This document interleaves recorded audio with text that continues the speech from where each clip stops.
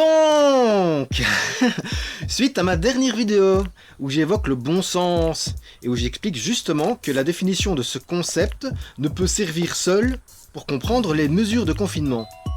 C'est même plutôt le contraire, les mesures étant détaillées dans les articles de loi édictés par le gouvernement fédéral et pas par la seule définition d'un mot. Sur cette vidéo donc, j'ai été le sujet de jugement et de procès d'intention. Ah, tu fais ta victime? Non, non, je ne fais pas ma victime. Le seul sujet des commentaires là était ma personne. Et le débat de fond totalement oublié au profit d'un flot de qualificatifs tentant de me définir, et ce de façon péjorative le plus souvent.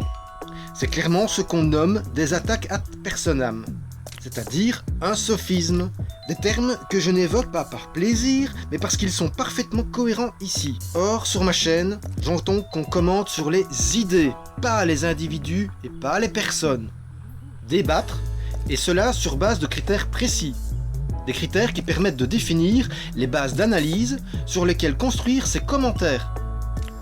Et sur ma chaîne, il s'agit le plus souvent du code de la route. Pas de l'idée que vous vous faites du partage de la route, pas des a priori que vous avez sur un mode de déplacement en particulier, non. Le code de la route belge. Alors le principe est le même si je réalise une vidéo spéciale comme la dernière, où j'évoque, source à l'appui, des règles de confinement ici en Belgique.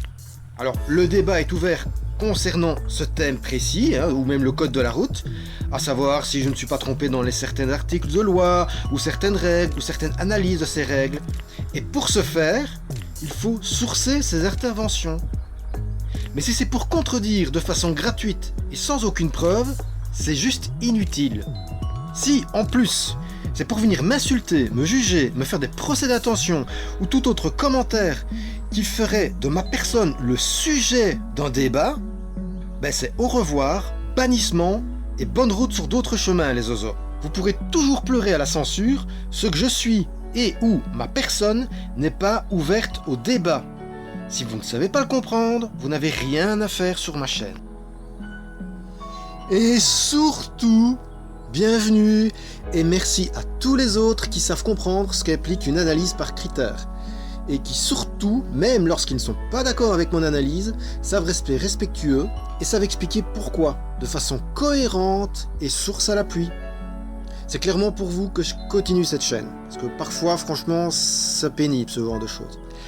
Allez, bonne route à tous. Toujours là? Ah bah tant mieux, parce que j'étais un peu triste de n'avoir fait qu'une admonition. Et donc, tant qu'à faire, autant présenter d'autres images, bon, un peu plus anciennes, mais voilà, comme ça, ce ne sera pas qu'un format court sur des petites remontrances, entre guillemets. Oui, de mémoire, c'était les fêtes de la solidarité au-dessus de la citadelle de Namur. Bonjour. Même pour les vélos, j'imagine. S'il y a une barrière Naillar qui est tombée, vous voulez que je la remette comme il faut? J'ai entendu, ouais. Bah, c'est normal, je vous en prie, bonne journée, hein. Et finalement, je n'en aurais pas eu l'occasion, parce que la barrière Naillar, effectivement, elle était déjà remise. Je suppose que quelqu'un l'a fait en passant. Non, attendez. C'est parce que le policier disait ne pas passer pour le moment. C'est juste au cas où une voiture viendrait. Bah ouais, il allait se lancer à dépasser le bus sans aucune visibilité. Il n'aurait même pas pu savoir si le policier en face allait laisser passer une voiture ou pas. Donc du coup, il allait peut-être, potentiellement, se choper une voiture qui croisait le bus. Je comprends pas trop la manœuvre. Et bah, il va continuer plus loin, donc ça va être beau aussi, encore une fois. Donc la preuve que je ne fustige pas que les automobilistes, bah non, c'est juste les comportements dangereux. Allez, encore un peu, tu prends le coin du bus. Ouais, franchement, je comprends pas, quoi. Juste pour rien en plus, parce qu'il suffit d'attendre et d'avancer tranquillement sans prendre de risques. Allez, bon courage tout le monde, des bonnes routes surtout!